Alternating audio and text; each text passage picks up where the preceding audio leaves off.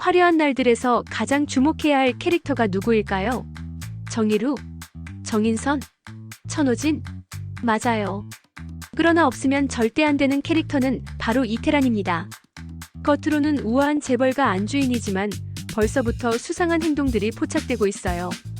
독수리 오형제를 부탁해 최병목급 빌런이 될 가능성이 높습니다. 하지만 잠깐, 이것이 가족 드라마라는 점을 고려하면 이태란의 진짜 의도는 우리가 생각하는 것보다 훨씬 더 복잡할 수 있어요. 특히 두 집안의 놀라운 공통점을 발견했는데 이게 모든 비밀의 열쇠가 될 것 같습니다.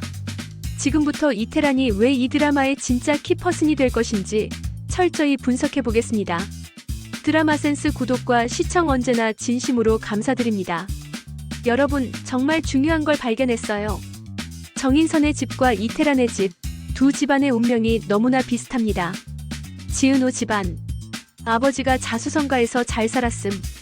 사업 실패로 집안이 기울음. 아버지가 충격으로 사망. 가족들이 경제적 어려움에 처함. 이태란 집안. 전 남편이 자수성가해서 성공. 사업이 망해서 몰락.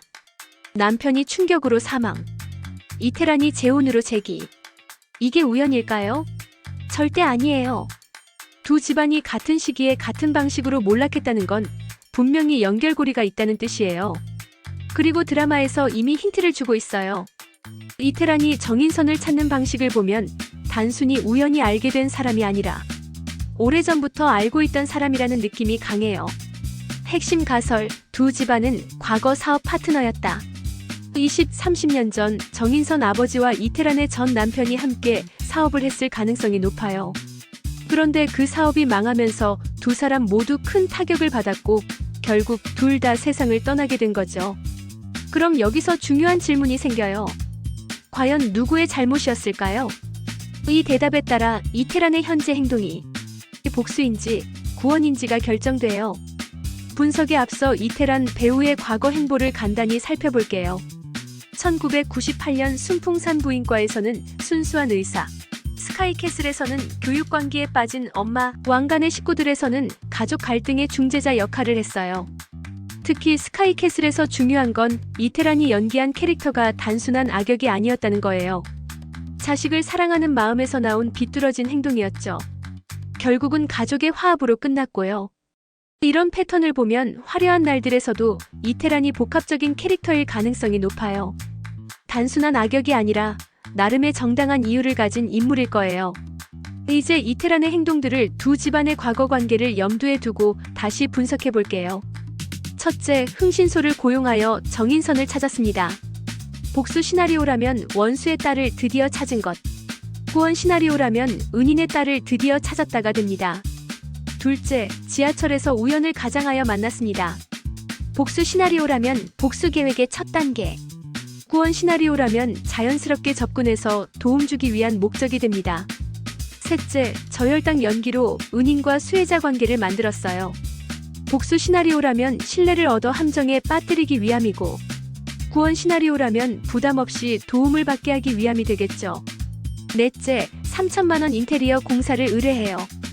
복수 시나리오라면 경제적 의존성을 만들어 조종하려는 것이고, 구원 시나리오라면 정말로 경제적 도움을 주려는 것이 되는 거죠. 다섯째, 꼭꼭 숨어있으라는 의문의 지시를 내렸죠. 복수 시나리오라면 복수 계획을 방해할 수 있는 인물이고, 구원 시나리오라면 과거를 아는 사람이 정인선에게 상처 줄까봐 미리 방지하려는 것이에요. 똑같은 행동인데 해석이 정반대죠. 이제 과거 상황을 재구성해볼까요? 시나리오 1은 복수극입니다. 20, 30년 전 정인선 아버지와 이태란의 전 남편이 공동 사업을 시작했어요. 처음에는 순조롭게 잘 나가던 사업이었죠. 그런데 어느 순간 정인선 아버지가 치명적인 실수를 해요. 중요한 계약에서 실수로 큰 손실 발생. 사업 자금을 잘못 운용해서 파산 위기. 아니면 불법적인 방법을 써서 전체 사업이 발각. 결과적으로 두 집안 모두 파산. 이태란 남편이 충격과 스트레스로 병을 얻어 사망. 정인선 아버지도 죄책감과 스트레스로 사망. 이런 상황에서 이태란의 심리는 무엇일까요? 내 남편은 성실하고 정직한 사람이었는데 정인선 아버지 때문에 죽었다. 그런데 그 사람은 죽어서 책임도 못 지고 그럼 딸이 대신 책임져야지. 이것이 사실이라면 복수 계획은 단계별로 전개됩니다. 1단계는 신뢰 구축이에요. 우연한 만남 연출, 경제적 도움으로 의존성 만들기, 좋은 사람 이미지 구축. 2단계는 깊숙이 파고들기입니다. 가족관계의 개입, 정인선의 연애에 관여하여 윤현민과 엮으려 할 것이고, 경제적으로 완전히 의존하게 만들 것입니다. 3단계는 파멸의 순간이죠. 모든 도움을 갑자기 중단, 과거 진실 폭로하며 정신적 충격 주기. 내 아버지가 내 남편에게 한 짓을 똑같이 당해봐라는 심산이죠. 4단계는 완전한 복수입니다. 정인선 가족이 다시 바닥으로 떨어지게 만들고, 하지만 죽이지는 않고 평생 고통받게 할 것이에요. 복수 시나리오대로 현재 행동을 판단하면 흥신소 고용은 원수의 딸을 찾기 위해, 3천만 원 공사 의뢰는 나중에 모든 걸 빼앗기 위한 미끼, 딸의 스토커는 과거를 아는 사람이 복수를 말리려고 함. 숨어있으라는 복수 계획이 들통나지 않게 하려는 것이 됩니다. 이 시나리오라면 정말 무서운 빌런이 될 거예요. 시나리오 2는 이태란의 따뜻한 보답입니다. 20, 30년 전 정인선의 아버지와 이태란의 전 남편이 공동 사업을 시작했어요. 그런데 어느 순간 이태란 남편이 치명적인 실수를 해요. 회사 돈을 개인적으로 빼돌림, 불법적인 거래로 회사를 위험에 빠뜨림, 중요한 계약을 망쳐서 파산 위기 초래. 정인선의 아버지는 다른 사람이라면 이태란 남편을 고발하고 책임을 떠넘겼을 거예요. 하지만 동업자의 가족을 생각해서 끝까지 함께 가기로 결정해요. 우리가 함께 시작한 일인데 내 가족이 길바닥에 나앉을 수는 없다. 내가 함께 책임지겠다. 결과적으로 정인선의 아버지가 모든 책임을 떠안음. 두 집안 모두 파산하지만 이태란 남편은 법적 처벌을 면했죠. 하지만 두 사람 모두 스트레스와 죄책감으로 사망. 이태란은 남편이 죽고 나서야 진실을 알게 되었죠. 정인선의 아버지가 자신의 가족을 위해 희생했다는 걸 알게 돼요. 정인선의 아버지는 우리 가족의 은인이었는데 내가 재혼해서 잘 살게 되었으니 이제 은혜를 갚을 차례야. 그래서 단계적으로 접근하기로 합니다. 1단계는 조심스럽게 접근해요.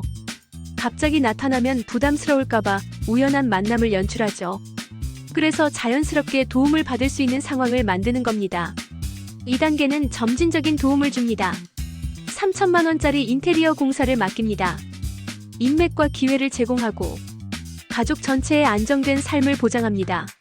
3단계는 가족 결합입니다. 정인선과 윤현민의 결혼 성사시키기, 두 집안이 진짜 가족이 되게 하기, 평생 보호하고 돌봐주기. 4단계는 진실 고백과 화해의 단계입니다. 과거 진실을 털어놓기, 정인선 아버지에 대한 감사 표현하고 진정한 가족으로 거듭나는 겁니다. 후원 시나리오의 관점에서 현재 행동을 분석해 볼게요. 흥신소 고용은 은인의 딸을 찾기 위함이고, 3천만 원 공사 의뢰는 정말로 경제적 도움을 주려는 것이고, 딸의 스토커는 과거 남편에게 피해를 입었다고 오해하는 사람입니다. 숨어있으라는 것은 정인호에게 상처를 줄 수 있는 자이기에 분리시키려는 것입니다. 이 시나리오라면 이태라는 정말 따뜻한 천사가 될 거예요. 그럼 도대체 어떤 시나리오가 맞는 걸까요? 현재까지 나온 단서들을 분석해보면 복수 시나리오를 뒷받침하는 단서들은 1. 이태란의 차가운 표정과 계산적 행동. 2. 꼭꼭 숨어있으라는 음모적 대사. 3. 딸이 감시당하는 상황. 4. 스카이캐슬에서 보여준 무서운 연기력이 될 것입니다. 구원 시나리오를 뒷받침하는 단서들은 무엇일까요? 1. 이것이 훈훈한 가족 드라마라는 장르적 특성을 기억해야 합니다. 2. 3천만 원이라는 거금을 선뜻 제공하는 것과 3. 저혈당 연기로 부담없게 접근하려는 세심함이 보여요. 4. 독수리 오형제처럼 결국 화해로 끝날 가능성이 높기 때문입니다. 아니면 두 시나리오가 섞여 있을 수도 있어요. 처음에는 복수의 마음으로 시작했지만 정인선을 만나보니 너무 순수하고 착해서 마음이 바뀌는 거죠. 복수하려고 했는데 이 아이는 아버지와 달리 정말 착하네. 차라리 도와주자. 이런 마음의 변화가 가장 드라마틱할 것 같아요. 여기서 정말 흥미로운 복선이 하나 더 있어요. 이태란 딸의 운전기사 겸 보디가드가 바로 정희로의 남동생. 이게 우연일까요? 드라마 특성상 절대 아니에요. 이런 엮임이 아니면 이태란 가족과 정인선 가족의 연결고리가 없기 때문입니다. 먼저 복수 시나리오라면 이태란이 의도적으로 정희로 가족에게도 접근하는 것입니다. 두 집안을 모두 조종하려는 계획이죠. 남동생을 이용해서 정희로와 정인선 가족 정보를 수집하는 겁니다. 구원 시나리오라면 운명적으로 세 집안이 만나게 된 것이죠. 이태란이 두 집안 모두를 도우려는 마음으로 확장됩니다. 다음 세대의 사랑으로 과거의 아픔이 치유되는 훈훈함이 있습니다. 어떤 시나리오든 결국 이런 결말이 예상돼요. 이태란 딸과 정희로 남동생이 결혼합니다. 정희로 여동생이 윤현민과 결혼할 수도 있어요. 정희로는 정인선과 결혼하고 이렇게 해서 세 집안이 완전히 하나가 되는 대단원의 막을 내리는 겁니다. 가족 드라마의 특성상 이렇게 해피엔딩으로 갈 가능성이 높겠죠? 그럼 독수리 오형제 최병모와의 결정적 차이는 뭘까요? 독수리 오형제의 최병모는 처음부터 끝까지 악역이었어요. 개인적 욕망과 질투로 주인공 가족을 괴롭혔죠. 하지만 이태란은 완전히 다릅니다. 1. 명분이 있어요. 과거의 상처든 은혜든. 2. 가족을 생각해요. 자신만이 아니라 딸의 미래도. 3. 장기적 비전이 있어요.